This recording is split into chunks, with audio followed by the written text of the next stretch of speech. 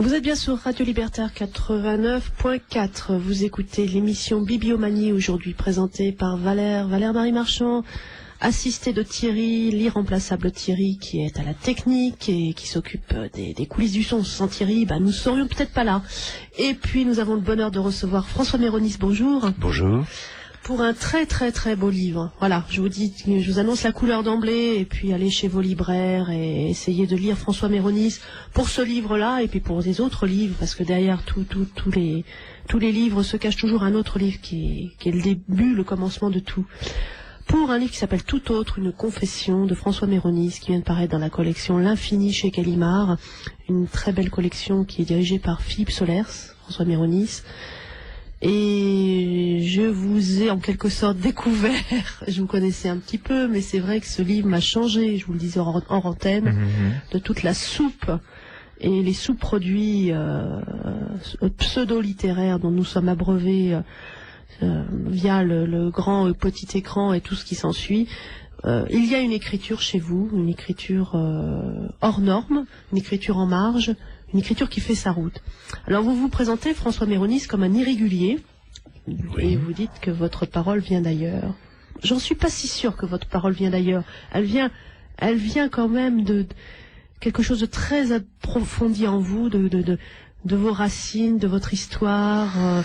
Mais elle vient d'ailleurs par rapport à ce contexte littéraire dont nous venons peut-être de parler. Oui, c'est-à-dire qu'effectivement, je me sens dans la société actuelle, dans la société littéraire actuelle, profondément étranger. C'est-à-dire, je vois pas tellement le lien qu'il y a entre un livre comme Tout autre et le tout venant des publications dont je suis conscient du caractère catastrophique, c'est-à-dire l'effondrement dans le langage, le calibrage le plus étriqué. Donc je me sens en effet différent, je me sens étranger. Et quand je dis que ma parole vient d'ailleurs, c'est aussi que je me suis toujours ressenti différent, étranger aussi par rapport à ce pays, de façon générale, à la France. Je me suis toujours senti en France étranger. C'est vos origines sardes, la Sardaigne? Oui, ce que j'appelle la Sardaigne un peu par plaisanterie. Il se trouve que j'ai une vague... en fait, je ne suis pas si étranger que ça. C'est-à-dire, ma mère est étrangère, en effet, elle est toscane, et quant à mon père, il est d'ascendance corse.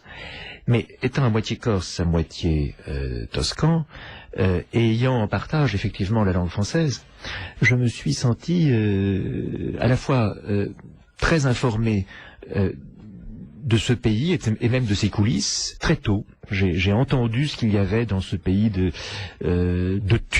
caché, et en même temps de pas, engager moi-même dans les turpitudes que je voyais se déployer devant mes yeux.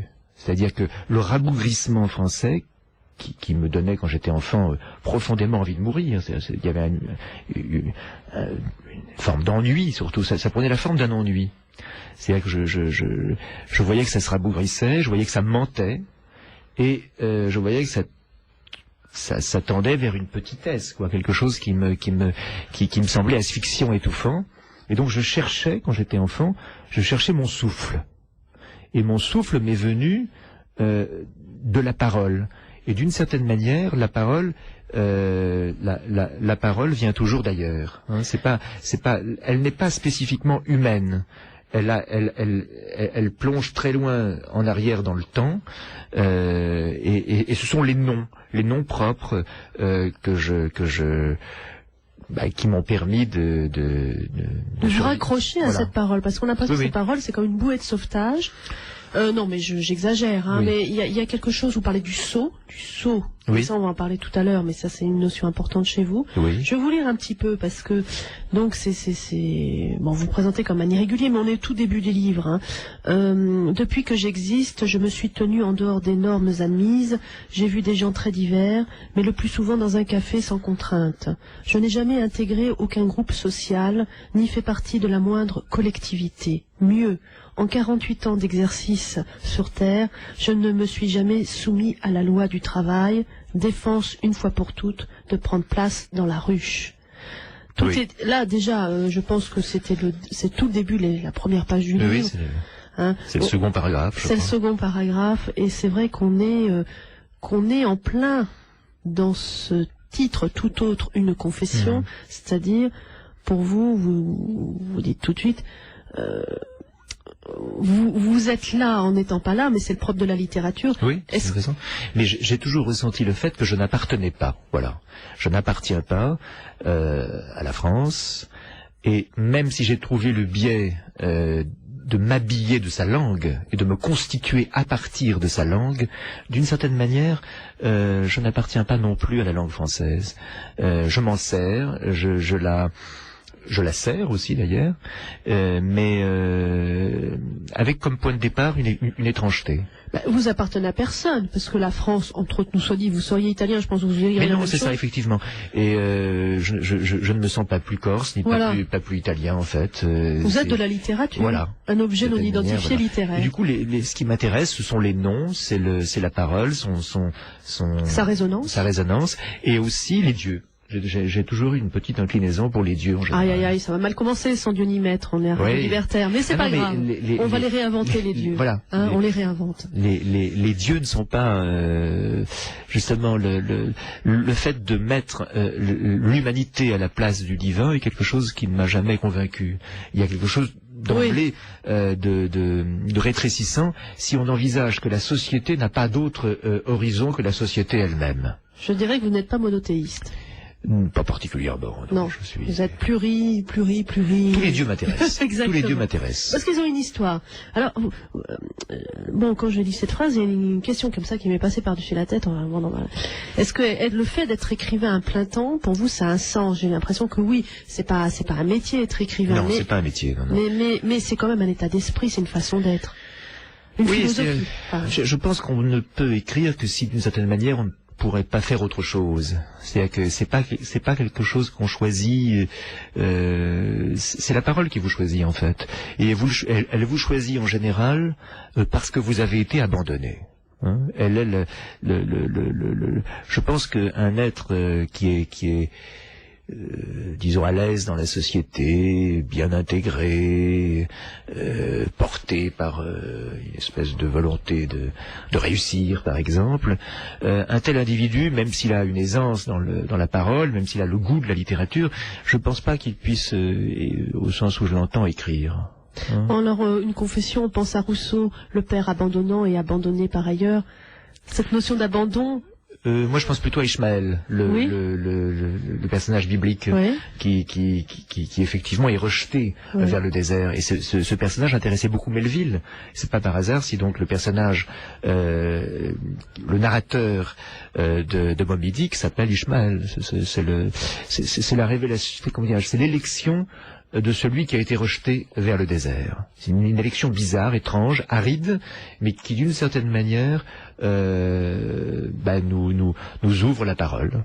Donc ça signifierait que être écrivain, c'est pas un choix? Non, c'est pas un choix. Non. C'est pas une volonté de paraître non plus? Surtout pas. C'est même de ce point de vue-là, c'est même, je dirais, la prémisse d'une disparition. Écrire, c'est aussi disparaître. Hein. Disparaître par les mots, revivre par les mots? Oui, disparaître du champ social en tant que tel. Et dans une société, justement, qui n'envisage les choses que dans le mouvement de leur apparition. Aujourd'hui, est écrivain celui qui apparaît comme tel. C'est-à-dire celui que les médias poussent comme écrivain, mais sur fond d'évacuation.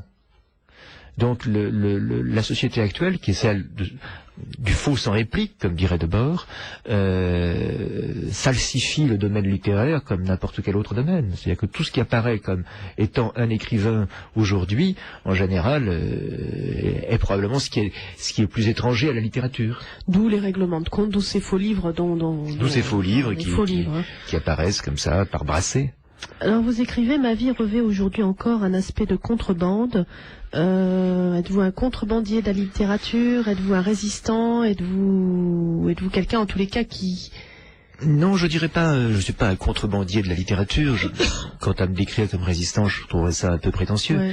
Non, je dirais simplement, ma vie a un aspect de contrebande dans la mesure où elle n'est en rien prévisible en tant que telle. C'est-à-dire que elle n'est pas formatée. Voilà, non, je fais à peu près tous les jours la même chose, mais elle n'est pas prévisible socialement. C'est-à-dire que le mouvement de mon existence est tout entier conduit par mon rapport avec la parole et ce que je cherche dans la parole. C'est-à-dire que et ce qui m'arrive d'abord, c'est d'être nommé. Hein, c'est de chercher un nom. Donc je me suis forgé un nom. Oui, c'est un pseudonyme, François. C'est un pseudonyme en effet, mais c'est un pseudonyme qui a un rapport avec mon véritable nom. Donc oui. Il y a tout un jeu, si on veut. Mais le fait d'avoir un nom, c'est quelque chose que les mortels d'aujourd'hui ont oublié. Savoir ce que c'est un nom. Un nom, un visage, un regard. Ce sont des choses qui ont complètement disparu. Je pense, oui. Alors, vous écrivez, je vous cite parce que c'est quand même, on avance dans votre livre comme ça, hein, c'est quand même en vous lisant, hein, parce que vous décrivez très bien cette société qui ne lit plus, qui ne voit plus. Oui, qui ne voit plus rien du tout. Oui. Je dirais même, le fait d'écrire un livre aujourd'hui, ça vous place dans une situation où vous avez l'impression d'avoir disparu, d'être devenu invisible. Aujourd'hui, bon, dans cette rentrée, par exemple, il n'y a pas beaucoup de livres, en fait. Non, hein. Il y a des apparences de livres, il y a des images, etc. Donc des ersatz. Le fait d'avoir écrit un livre qui ne soit pas un ersatz, qui tienne debout dans le langage, d'une certaine manière, ça assoit votre disparition sociale, et vous devenez, d'une certaine façon, un paria. Oui, ben voilà, vous en venez à ma question, ça y est, vous avez lu mes questions. Vous définissez, ma question était la suivante, comme un paria qui avance vers la mise à mort sociale. Ouais. Et il y a un mot que j'ai repris, hein, parce qu'il faut bien que je vous pose des questions quand même un peu sensées pour faire avancer l'émission et que nos auditeurs nous suivent. Il y a le mot refus. Alors je me suis demandé si pour vous le refus était le mot-clé de toute littérature. Refus du monde réel, refus des lois, refus du monde du travail, refus des dogmes. Oui, je dirais pas refus du monde réel, parce que précisément le monde qu'on nous fabrique, le monde qu'on nous fabrique n'a rien de réel. C'est un monde entièrement falsifié. Oui. Hein, donc c'est d'abord refus de la falsification du monde, refus de ce destin d'esclave qu'on nous promet. De l'aliénation. En fait. Oui, c'est ça, de l'aliénation. Hein. Et donc ce refus, je l'ai ressenti d'emblée. Là aussi, c'est pas une décision. Dès l'enfance, bien avant d'avoir décidé quoi que ce soit, j'ai ressenti que je refusais le monde qui m'était légué. La manière dont on essayait de me transmettre même le langage, par exemple, à travers l'école primaire, c'est quelque chose qui m'a été insupportable. Insupportable parce que ça m'ennuyait d'abord pour commencer. Il y avait une forme d'ennui. Et puis je sentais que ce qu'on essayait de m'inculquer ne correspondait pas du tout à mon système nerveux, à ce que j'étais au plus profond. Je sentais que si je me laissais en quelque sorte contaminer par ce qu'on essayait de me transmettre, mais j'aurais été empoisonné.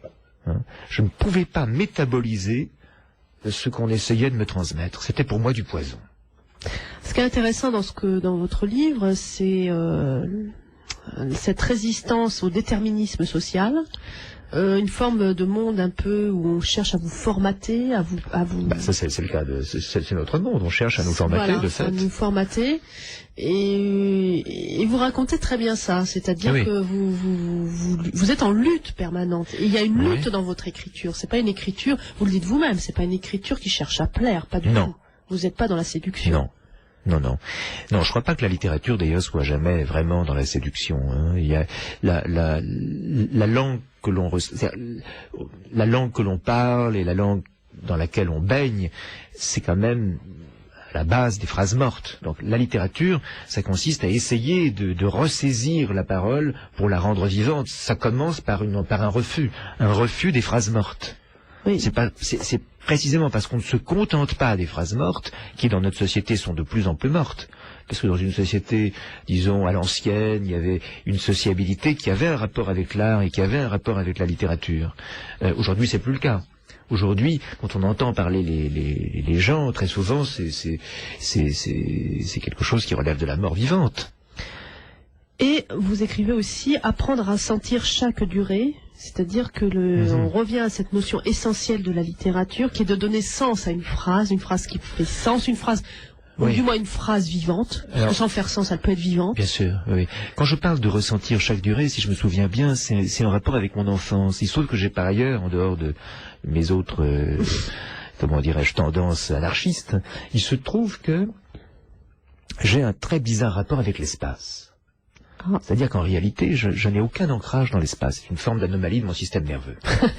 Et donc j'ai compensé Le fait que par exemple, je ne suis pas du tout latéralisé, je ne suis pas orienté, je ne me repère pas dans l'espace, je n'ai aucun repère dans l'espace, je me perds à 2 rues de la mienne. Et donc, j'ai compensé très tôt, sans même m'en rendre compte, hein, j'ai compensé cette espèce de défaillance, le fait que pour moi, le monde est un trou.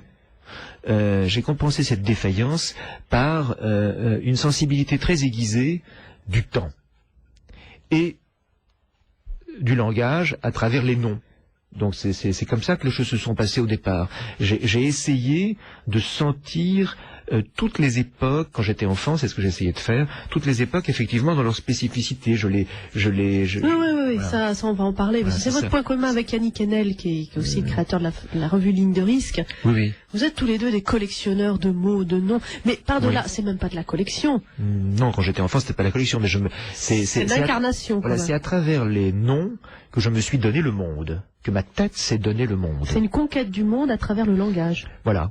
C'est à travers le langage et cet élément particulier dans le langage, qui en général ne fait pas sens pour la plupart des êtres parlants, qu'est les noms, la faculté de nommer. Hein, ces noms qui ont et pour moi c'est des noms étranges. Je me rappelle, par exemple, d'un vieux manuel de mythologie quand j'étais enfant, où apparaît le nom de Tarquin. Et c'est vrai que toute la République romaine est fondée sur le refus de la royauté, hein, et même d'ailleurs c'est pour ça qu'on va tuer César. On le soupçonnait de rétablir la royauté. Et cette royauté romaine, extraordinairement déconsidérée, unanimement déconsidérée, il n'y a pas une tradition qui puisse s'en réclamer, avec même cette idée d'un abus, elle me plaisait, curieusement. Ce nom de Tarquin le superbe. C'est l'expression Tarquin le superbe. Je me disais, mais oui, au fond, Tarquin le superbe, personne ne l'aime, personne n'accepterait de frayer avec lui. Il me convient. Et ce qui m'attirait aussi, c'est que le roi romain était étranger par rapport à son peuple, puisqu'il était d'origine étrusque. Les Étrusques. Et les Étrusques me concernent, puisque je suis d'origine toscan. Tosci, ça veut dire étrusque. Hein, et vous avez un fort côté étrusque, les présages, la divination. Vous avez un côté étrusque. Je sens ça. On va faire des présages en direct. D'où mon attrait pour l'Afrique. Exactement. C'est parce que je suis étrusque que l'Afrique me concerne. Je pense aussi. Mais c'est vrai, ce côté d'être nommé, de nommer.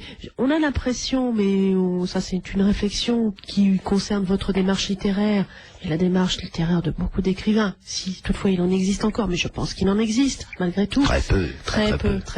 Bah, écoutez, ça a toujours été un petit peu comme ça quand même. Toujours, oui, un peu. Toujours. Mais que finalement le langage ne nomme plus. Oui, c'est ça. Ouais.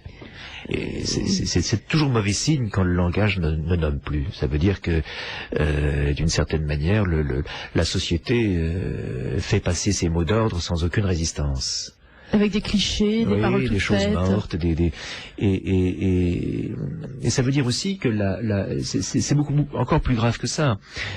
Quand le langage ne nomme plus, ça signifie que la vie des êtres humains, des êtres parlants, devient remplaçable.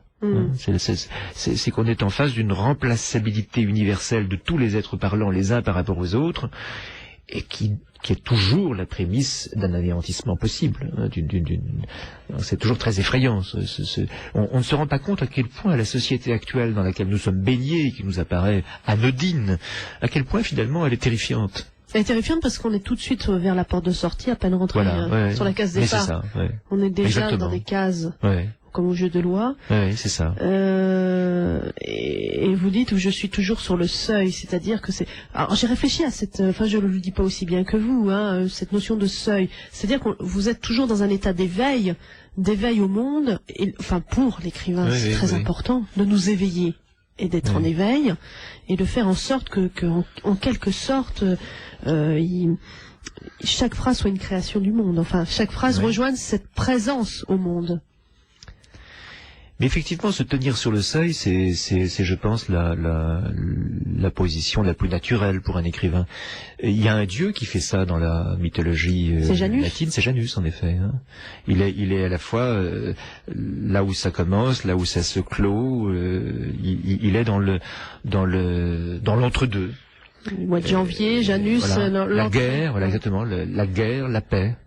Hein, Janus est ambigu. Oui. Il a le passé, mais aussi le futur. Le Dieu au double visage. Il a un double visage, voilà. Et je pense qu'un écrivain a toujours un double visage. Il est à la fois unique, singulier, et en même temps, par cela même, il est double. Il est double. Il est traître aussi. Il est traître en ceci que il ne donne pas prise à l'adhérence. Il n'adhère pas. Ah oui, alors oui, ça vous adhérez pas du tout. Non. Alors là, pas du tout. Il y a une grande différence dans ma façon de voir, et ça je reprends cette distinction de Deleuze entre le traître et le tricheur.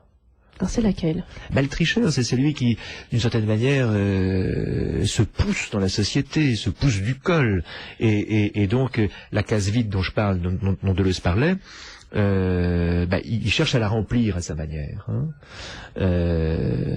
alors que le traître, pas du tout. Il accuse. Deleuze distinguait ce qu'il appelait l'occupant sans place et la case vide. Le traître essaye de réaliser les noces interdites entre les deux. L'occupant sans place, sachant que d'une certaine manière, il n'a qu'à approfondir le vide pour coïncider avec cette case manquante. Voilà. C'est ça le traître, je suis pas tout à fait d'accord, mais c'est pas grave. On pourrait, les mots ils viennent. On pourrait dire que vous êtes un rebelle, un insurgé, surtout un déserteur, parce que je pense à la notion de désertion qui est plus juste peut-être que la trahison chez vous. Bien, vous avez jamais été au rendez-vous quand il fait le rendez-vous social, ça? Non, déserteur, c'est sûr. Vous faites un lapin à toutes les administrations systématiques.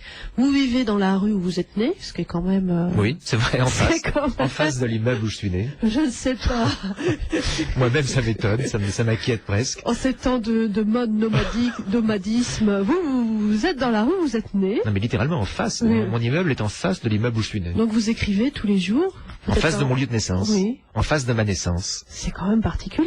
Oui, c'est sûr. Et à 7 ans, dites-vous, vous n'avez aucune solidarité avec l'ordre du monde.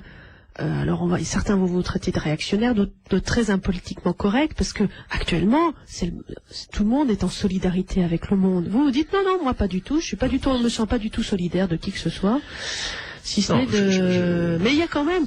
Vous parlez de trahison, je suis pas tout à fait d'accord. Il y a quand même une fidélité, une intégrité. Fidélité à la parole. À la parole. Une fidélité à la parole. Et à la mémoire, parce que la parole, c'est quand même. Oui, bien sûr. Mais à cela, je suis fidèle, effectivement. Et c'est parce que je suis fidèle que je suis contraint à la trahison, d'une certaine manière. Puisque je constate que cette fidélité, je suis à peu près la seule à la maintenir. Donc, à partir de là, je ne peux pas être fidèle à des adhérences qui m'apparaissent comme autant de mensonges. Et derrière ces mensonges, il y a toujours un fond de crime. N'est-ce pas? J'ai la faculté de voir dans tout agrégat social le mastic criminel qu'il fait tenir. Oui, parce que vous Donc à partir de là, je me retire, quoi. Alors, Solers dit à votre sujet que vous êtes à la fois dans l'engagement et dans le désengagement, et que vous êtes, attendez, qu'est-ce qu'il a dit, un scripteur asocial, antisocial, peut-être, je ne sais pas, sur son blog. Voilà, on peut trouver ça sur le blog de Philippe Solers. Oui. Mais c'est vrai que il dit que votre engagement, en fait, c'est une forme de désengagement. On parle de la désertion, et que mais c'est un engagement, absolument, c'est un engagement. C'est-à-dire le fait d'écrire et de maintenir cette difficile entreprise à travers le temps, alors que la société vous encourage finalement assez peu, y compris pécuniairement. C'est ça. Ça dénote presque une idée fixe, voire une part de folie. D'inconscience, disons. Non, parce que je suis assez conscient en fait. Oui, mais la conscience aux yeux de la société. Oui, bien sûr. Non, mais le fait comment dirais-je, d'entreprendre une activité difficile, particulièrement délicate, en dehors de toute demande sociale. Et de toute rentabilité. Alors même que finalement, la société ne cesse de vous dissuader. Elle peut même vous dire, le cas échéant, c'est plus tellement le cas, et d'ailleurs ça n'a jamais été dans mon cas tellement le cas, mais rejoins le troupeau du faux. Tu es intelligent, tu es malin, après tout. Tu peux apparaître, qui te l'interdit. Ça ne m'a jamais requis ce type de sirène. Tant mieux. Ulysse n'est pas loin, peut-être. Il y a Solers qui aime bien Ulysse. Ah oui, je laisse Solers. Ulysse, Solus Ars, tout entière. Voilà, exactement. Mais c'est vrai que on est dans la mythologie contemporaine, parce qu'il y a beaucoup de mythologie contemporaine qu'on pourrait mieux analyser si on avait un petit peu plus de culture. Une petite pause musicale, Thierry, nous ferait le plus grand bien.